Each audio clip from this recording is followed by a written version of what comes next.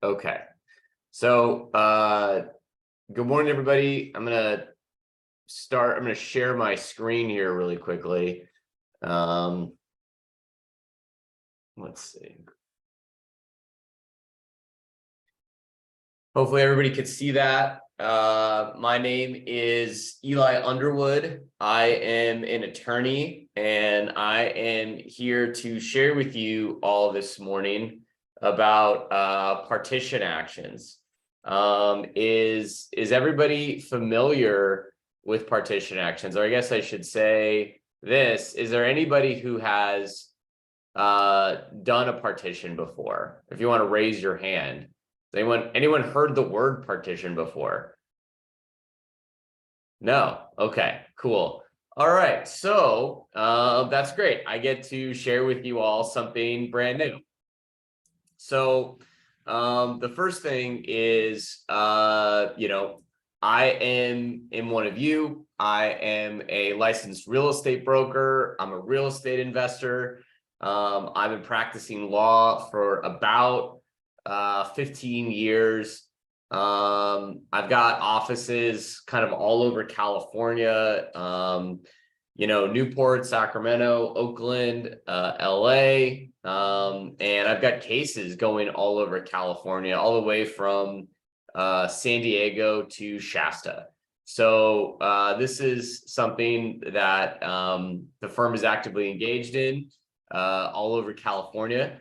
And the first thing that I'd like to talk about, with respect to the word partition, is that we are not talking about lot splits. So I think, there's not much to say about lot splits. Apparently in California, you can split a lot. That's not that interesting to me. I don't really think that we need to spend too much time discussing it.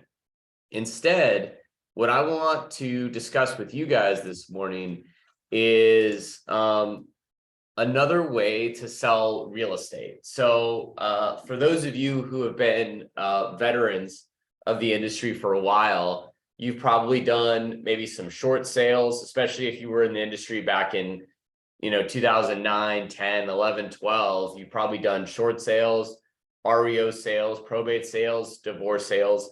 And so to me, partition actions are just another type of real estate sale like those other sales.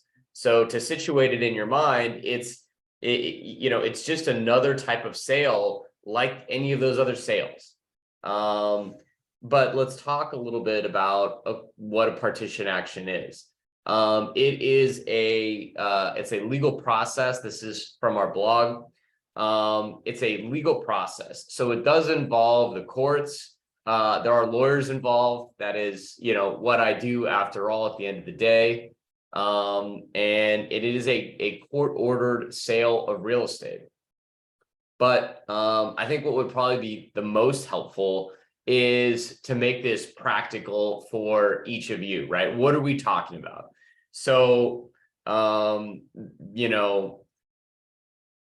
me give you a for instance. For instance, let's say a girl meets a boy and they fall in love and they buy a house together thinking that they're going to get married and live happily ever after. And from time to time, what will happen is they will not. The boy will meet somebody else, and the girl is, now owns this house with her ex-boyfriend. She moves in with her mom. He's living in the old house with the ex-girlfriend. And, she is now in a situation that I like to call hell, right? She can't, because they're not married, she can't go to family court. And if she wants to sell and he doesn't want to sell, she cannot list it with a realtor, because a realtor can only sell a house that's for sale by all of the owners, right? You can't go and sell half of a house, right? So she is stuck, right? She is now held hostage to her ex-boyfriend, if he doesn't want to sell, right? And there may be very good reasons why he doesn't want to sell, right? Real estate prices have had a huge ramp up since COVID. And things are just more expensive, So she may say, hey, listen, we're not together anymore. We own this house. I'd like to sell and move on.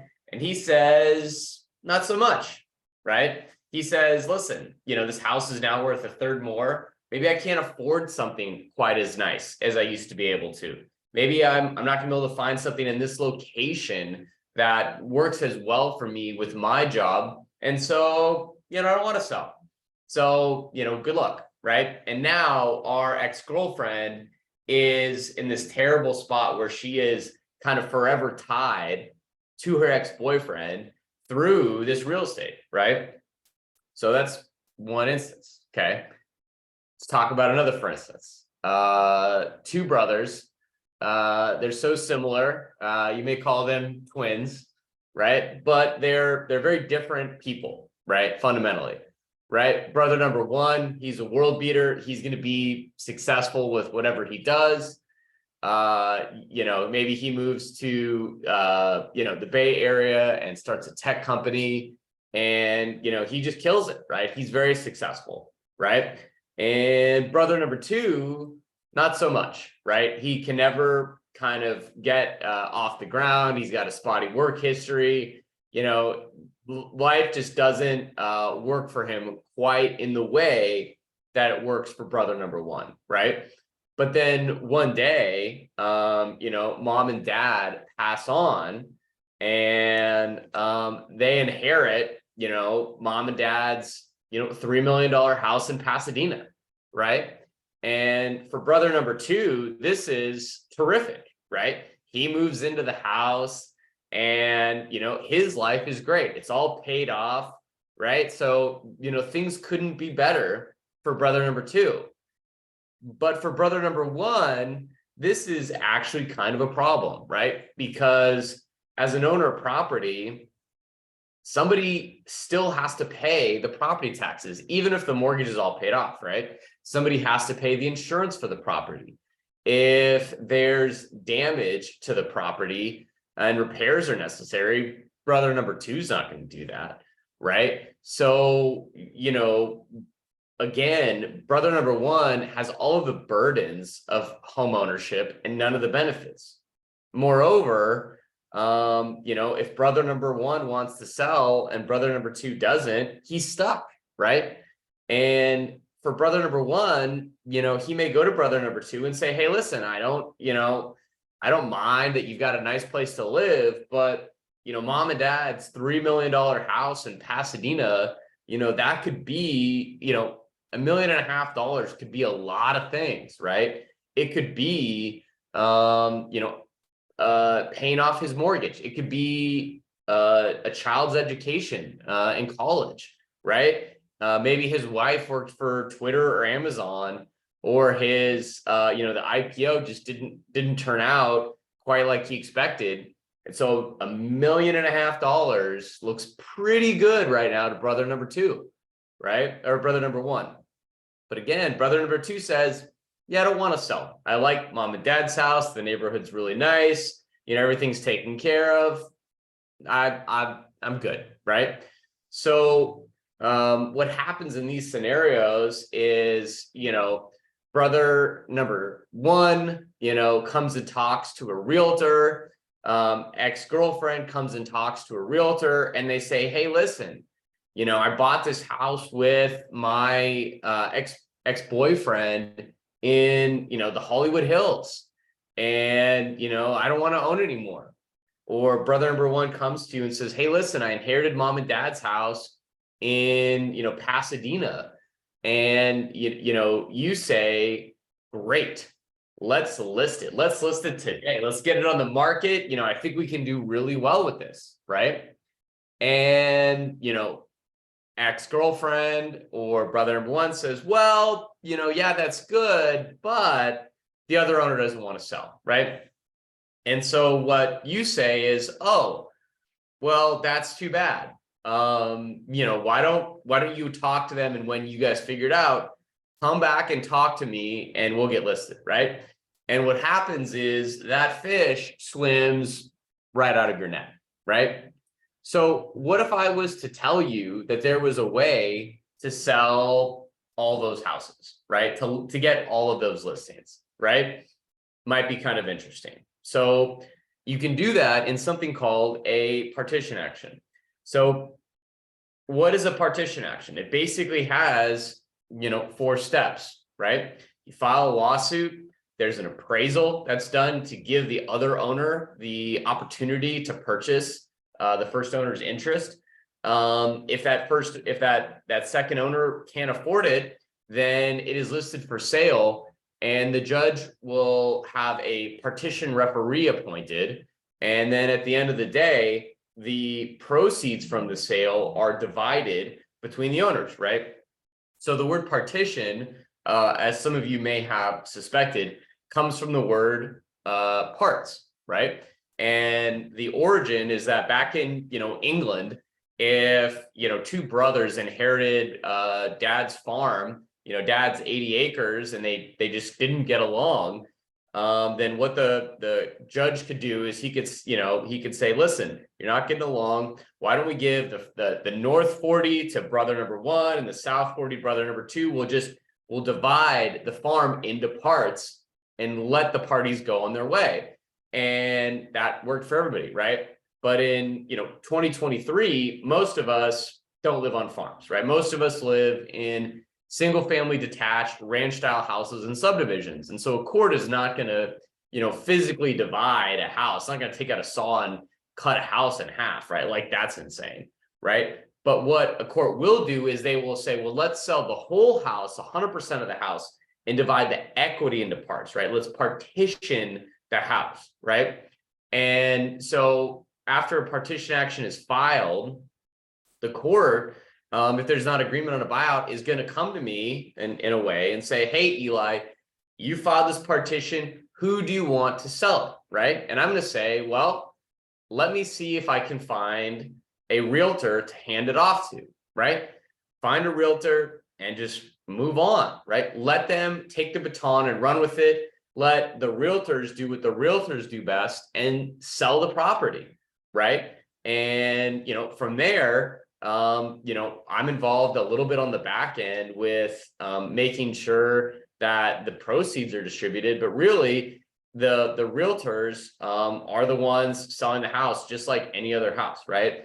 And so, I get realtors appointed to sell houses as partition referees. Franco Garcia, he's a realtor. Patrick Stelmach, he's a realtor. August Schmidt, he's a realtor, right? So, houses get sold through the partition process. And that's something that my firm is, heavily engaged in, right? Now, some of you are probably saying to me, wait a minute, Eli, this has got to be too good to be true. We all know that the law is complicated, and you lawyers, you only make money by arguing about things. And so it's got to be really messy, and there's got to be a hitch. Well, okay, there is one known defense in California to a partition action, something called a waiver.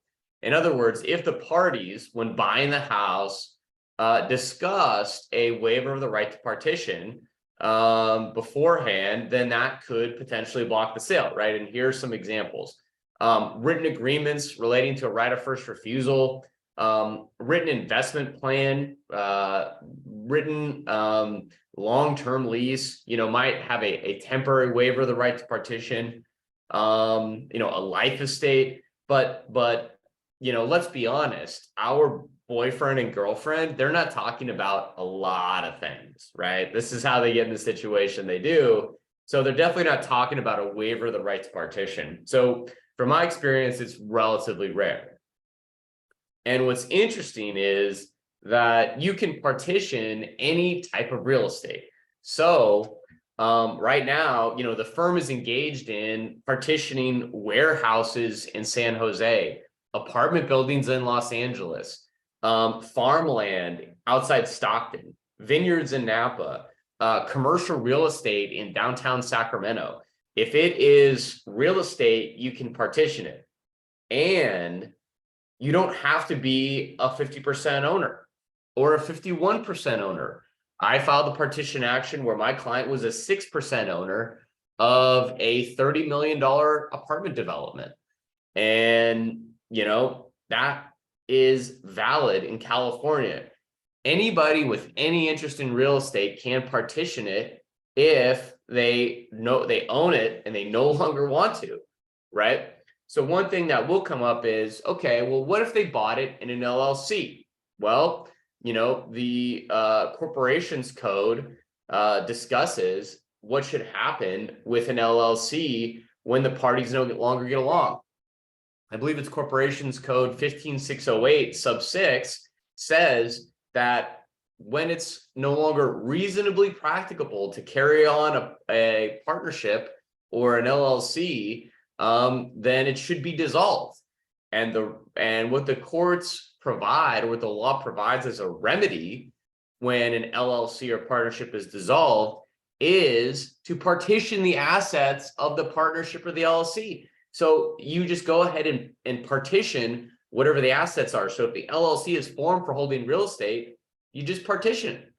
And one thing that's kind of interesting about the partition law, for those of you who are, veterans of the real estate industry, and you've probably been through the legal ringer once or twice, you may know that generally you cannot recover your attorney's fees unless there's a statute. And the partition law has a statute that provides for the recovery of attorney's fees as part of the process, which is a very valuable tool, because the party who wants to fight and be difficult may end up having to pay attorney's fees. So for example, in a case that the firm is handling last month, the court awarded my clients about 85% of their attorney's fees.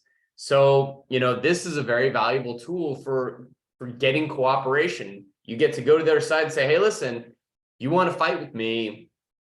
You're going to have to explain to your client at some point why they're paying my attorney's fees. And that sounds like an awkward conversation for you. I'd rather not have that conversation with my client. So why don't we just sell it? Let's make it easy for everybody. We'll sell it. We'll move on. Let's cooperate, right? And so this attorney's fees provision is a very valuable tool to that extent, right? Now, I'm sure lots of you know realtors. You may even know, lots of you may know lawyers. You may even know lots of real estate lawyers.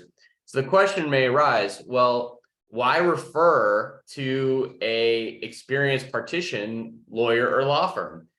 And I guess I would say, I don't know, don't you want somebody who's been there before, who's gone, this isn't, gone through it, and this isn't their first time around the block. And I'll tell you, the firm files lots of these cases. I think we've got, a bunch going right now. And from time to time, I'll get a call from some grizzled veteran, right? Some guy in his 60s, and he'll say to me, oh, partition actions, I'm very familiar. I know all about them. I've probably done 4 in my entire career. And I'll say, that's phenomenal. The firm is handling about 80 partition actions right now. So I'm glad that you're on board, because then we won't have to do as much education. And they'll say 80, and I'll say, right now. Yeah, that's about how many we're handling. So, the number, I don't know, goes up all the time. I don't know what the exact number is, but that's what it is. So there's a difference between, any real estate lawyer who's maybe done a couple, 3 or 4, and, a firm that really focuses on this as a practice, right? And this makes sense, right? My understanding is that most of you are residential realtors, right? And, with a real estate license, you can do a lot of things, right? But I'm sure that each of you probably has an area that's your specialty, right?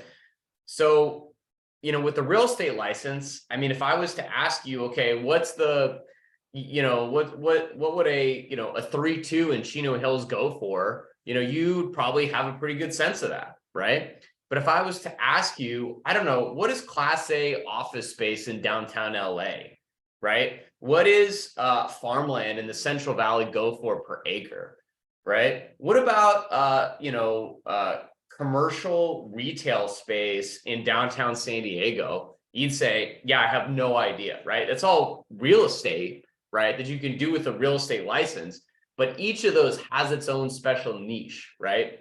And that's kind of when I was building this firm, when I started it several years ago, that was kind of the idea that I had in mind. About 10 years ago, after going through law school, my eyes started to get blurry, right? And so I, needed, to get LASIK, right? So what I did is I was living in, I think in Pasadena at the time. What I did is I found the LASIK guy who did, the LASIK for like the Lakers and like the Anaheim Angels, right? He was the guy for LASIK in Southern California. Now, I don't know if that guy went to Harvard Medical School or the St. Croix College of Medicine and hair transplants, but like, I didn't really care. I just wanted the guy who did LASIK like the best, right? And that's kind of what the firm is all about. If you go to my website, you'll see it's basically just about partition law, right? If you go to some other, if you ever have an occasion to look at another lawyer's website, they'll talk about breach of contract, employment, corporate formation, negligence, things like that. And, they might have 40 different things listed. And I always just wonder when I look at their websites, what do they do best, right? What are they best at? Is it real estate litigation? Is it employment law? Is it, drafting trusts and estates? Like what do these people really do the best, right? And I never really know, right? So the reason this is all relevant to you is we all know that when people have real estate problems, they talk to probably 3 or 4 different realtors. And so they may talk to realtor, our ex-girlfriend, and she says, I'd like to sell. And that realtor says, well, talk to your ex-boyfriend, we'll figure it out, right? So, but if you're the realtor who has the solution to her problem, it will be much more likely that she would be interested in having you handle the matter, right? Because you have the solution, right? You understand how to solve that problem, right? And that's kind of what the firm is about. My firm currently has about 9 people. We're operating throughout California, as mentioned. I have people in Sacramento and the Bay and in Southern California, and we are handling partition cases of all kinds all over California. We also just published a blog post at underwood.law on 10 things every realtor needs to know about partitions. So, if you're interested in this and want to learn more, definitely check that out. But otherwise, this is my contact information. And, if anybody has any questions, feel free to reach out. And that's how you can reach me. Otherwise, it looks like we may have a few questions in the chat. So I'm going to see if I can't answer those to the best of my ability. And anybody else who has any questions, I'd be happy to send it to you. Oh, okay. It looks like I don't see any questions in the chat. So are there any questions anyone wants to ask?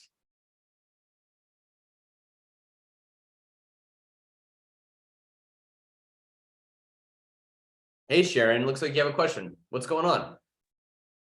Hi, I have a question.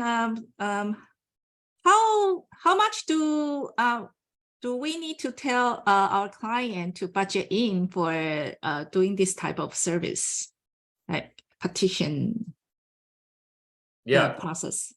Yeah, so it's a good question. And as a lawyer, I have to say it depends, right? Because you didn't give me the most important pieces of information. Number one, you didn't tell me what type of property it is, right? So are we talking about, I don't know, a $40 million apartment building in downtown LA? Are we talking about a single family home in Chino? you know, and the other thing that you didn't tell me is who is doing the partition. Is it somebody who's familiar with partition actions and can do them very efficiently? Or is it somebody who's maybe this is their third time doing a partition in 10 years? So that I don't know, that information is helpful. How about can you give us like a general guideline? Like it depends on what factor or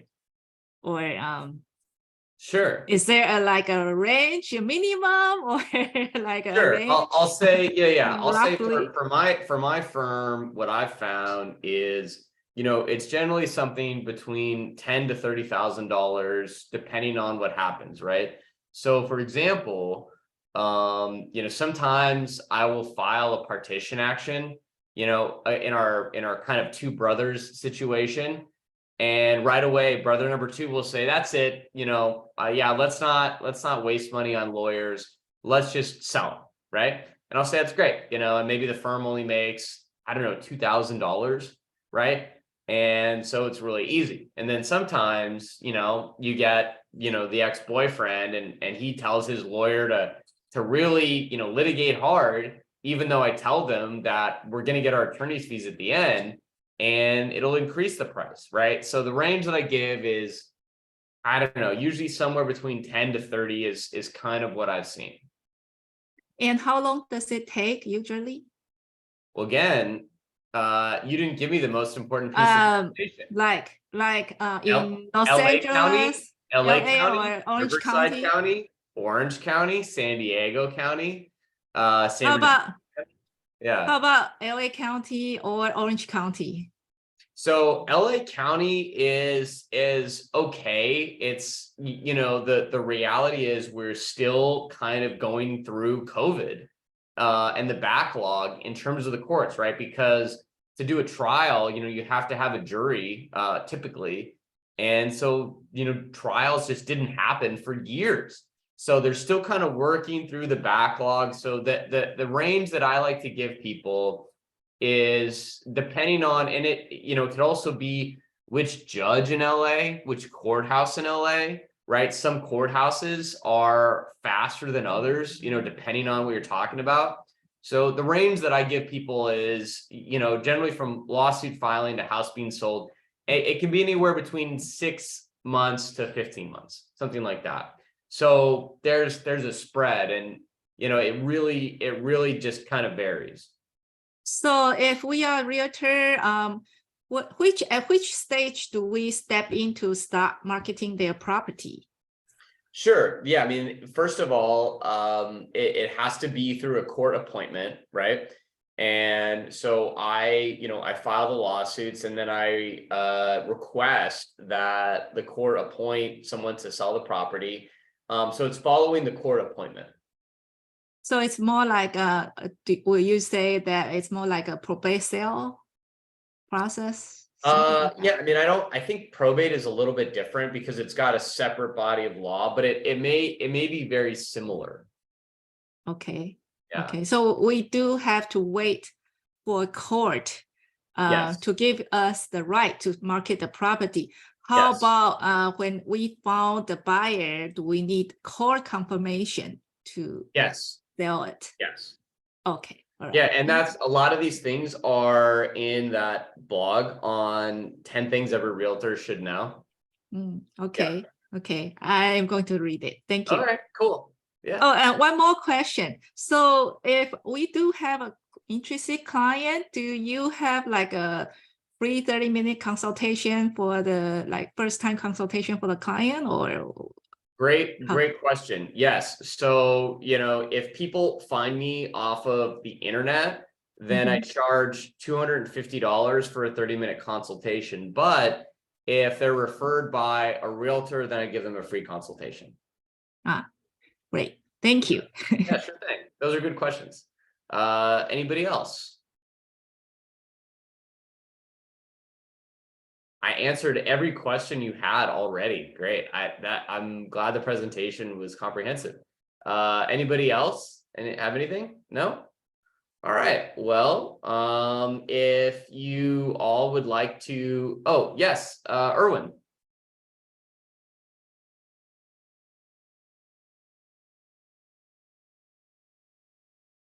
Your contact information again, please. Yeah, sure. So let's see. It is. I can put it in the chat. The best place is just underwood.law. And maybe it can be circulated. You can certainly email the firm at info@underwood.law. And that's probably the best. Let's see if I can.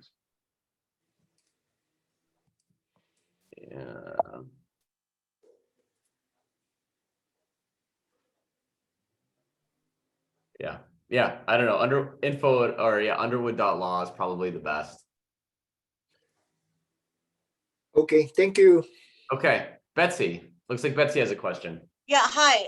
Your free consultation for 30 minutes for realtors, is that has to be in person or in Zoom meeting or? Yeah, so yeah, it's the 30-minute is for referrals from a realtor. And generally, the